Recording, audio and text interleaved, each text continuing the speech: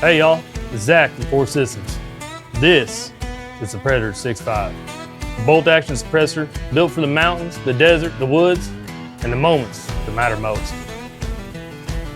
Built around the pressures of cartridges like the 6.5 PRC, the Predator was designed with one thing in mind: making modern hunting cartridges as quiet as possible.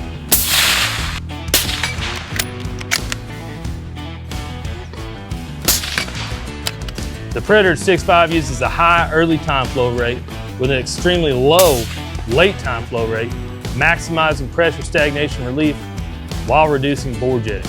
Or, in simpler terms, it's really quiet.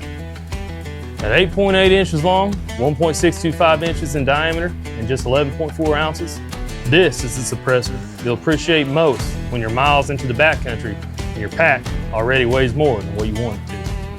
You might even forget that it's there until it's time to take the shot. Now before you run it, there's a few things to know. The minimum barrel length is 12.5 inches for 6 arc, 16 inches for short action cartridges, and 20 inches for magnum and long action cartridges.